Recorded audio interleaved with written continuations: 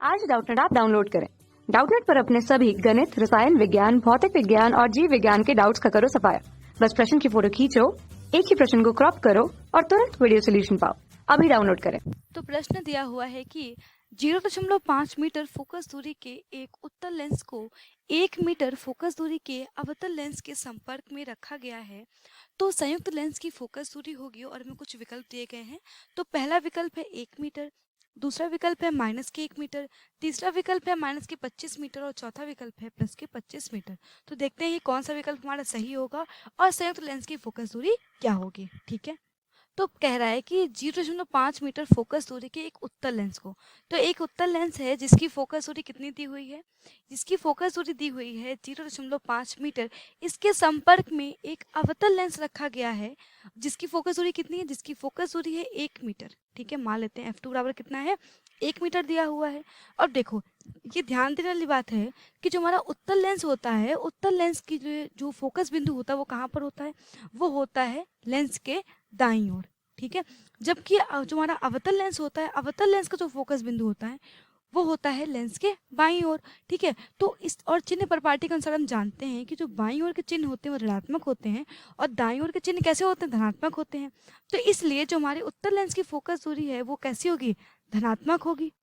ठीक है, जबकि अवतल लेंस की फोकस दूरी कैसी होगी, ऋणात्मक होगी, क्योंकि अवतल लेंस का जो फोकस बिंदु होता है वो लेंस के बाईं ओर होता है। ठीक है, अब देखो, अब हम ये फोकस दूरी हमें पता चल गई है कि फोकस दूरी जो हमारी उत्तल लेंस की वो है 0.5 मीटर, वो धनात्मक, और जो अवतल लेंस की फोकस दूरी है वो है -1 मीटर।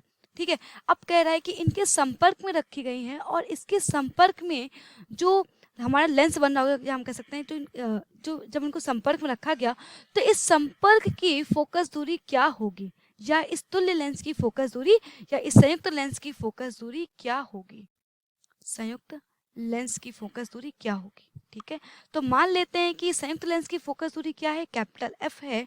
और जब दो लेंस संपर्क में रखे जाते हैं तो संयुक्त लेंस की फोकस दूरी का मान होता है 1/f बराबर 1/f1 + 1/f2। ठीक है, मतलब जो संपर्क में रखे हुए लेंस हैं उन दोनों लेंसों की फोकस दूरियों का योग। तो 1/f बराबर क्या होगा, 1/f1 + 1/f2। तो यहाँ पर हम सारे मान रख देते हैं। तो f1 का मान कितना है, तो ये है 0.5 प्लस 1/f2, तो f2 का मान कितना है, ये है -1। तो ये हो जाएगा 1/f बराबर 1/0.5 -1/1। तो इसे हम लिख सकते हैं 1/f बराबर ये हो जाएगा 10, तो ये हो जाएगा 2 -1। ठीक है, तो 1/f का मान कितना निकल के आ जाएगा, तो ये मान निकल के आएगा 1 मीटर।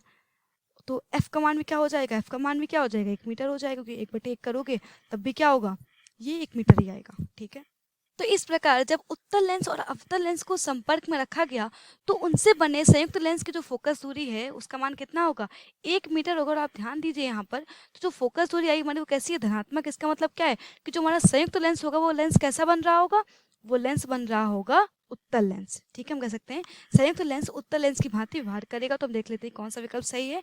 तो संयुक्त लेंस की फोकस दूरी है 1 मीटर, जो कि हमारा पहला विकल्प है। तो पहला विकल्प हमारा सही विकल्प होगा। तो यही हमारे प्रश्न का उत्तर है। धन्यवाद। कक्षा 6 से 12वीं से लेकर नीट, IIT, JEE वो एडवांस के लेवल तक 1 करोड़ से ज्यादा छात्रों का भरोसा। आज ही डाउनलोड करें डाउटनेट ऐप या व्हाट्सएप करें अपने सारे डाउट्स 8400 400 400 पर।